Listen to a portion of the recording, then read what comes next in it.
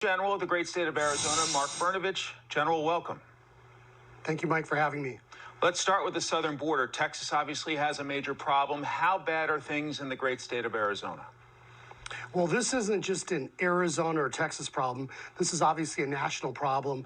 We know that more than 2 million people will illegally cross the border just this year. That's like two of Biden's home state of Delaware's coming over just in 1 year. And as the report from Bill just alluded to, there's also tens of thousands of gotaways. So there's a bunch of people coming over, surrendering, that are overwhelming our social system, overwhelming law enforcement. But there's also tens of thousands of people that are engaged in high-speed pursuits that are trying to evade capture. And you have to ask yourself, what are they doing? And we know they're smuggling record amounts of drugs, and they're enabling the cartels to basically seize control, not only the border, but to bring violence into all of our neighborhoods.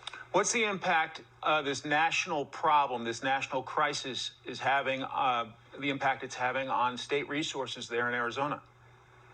Well, we start talking about these numbers and we forget, Mike, that there's human cost. We know now in places like Pima County, the second largest county in Arizona, that fentanyl and opioid deaths are the #1 cause of people under 19 dying, more so than car accidents and other causes. So there's a human cost, and then there's a fiscal cost in the tens of millions, billions of dollars that is going to impact not only Arizona in overtime costs for law enforcement, fire departments, for the hospital systems. In fact, we have a lawsuit right now. The Supreme Court just accepted, U.S. Supreme Court, dealing with the public charge rule, because the Biden administration is attempting to give public welfare and benefits to people that have entered the country illegally. And I think that's unfair to hardworking American taxpayers, and it's incentivizing, that is monetizing people coming here illegally. So this is a cost that we can't even measure. And I would just remind everyone listening today that the looming man-made disaster facing this country is not climate change. It is the man-made disaster that Joe Biden and his enablers in the U.S. Senate have created on our southern border. Another big issue you're in the middle of is vaccine mandates and suing to stop them. What's the latest on your legal fight against vaccine mandates that you're really front and center on?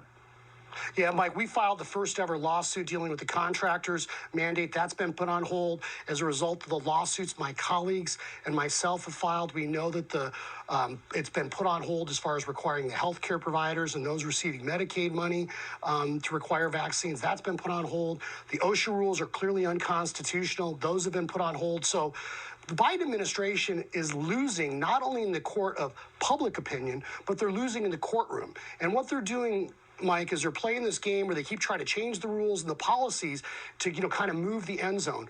But me and my colleagues, we're going to keep fighting because our Constitution can never be distanced, masked, or canceled. And that's what the far left's trying to do. And that's why we keep fighting the Biden administration and his enablers back there in D.C., because we got to do everything we can to protect our individual liberty and rights. I'd like to drill down on your fight to help healthcare workers. They were treated as heroes, basically, for much of the pandemic. What are your concerns if your case, loses? Well, it is an unprecedented power grab by any person, Republican, Democrat, Green Party, Red Party, wherever they come from, to try to mandate that any American, whether a healthcare worker or not, has to inject something into their body against their will.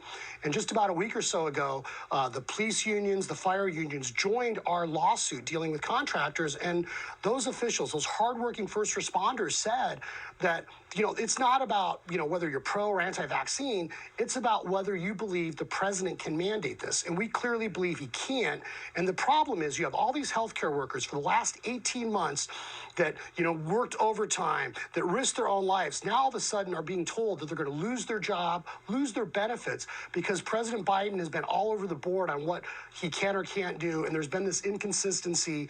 And we've been told that, I know when it comes to like the Phoenix Fire Department, that they think they may lose a third of their firefighters. So think about that. Response times will decline. The ability of people, whether you're having a heart attack or other healthcare issue, that will decline.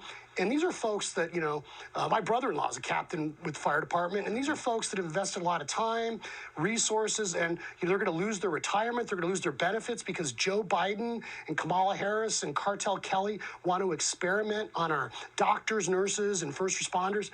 There's something so un-American about that, Mike. Attorney General Mark Brnovich of the great state of Arizona, thank you so much for your time. Thank you.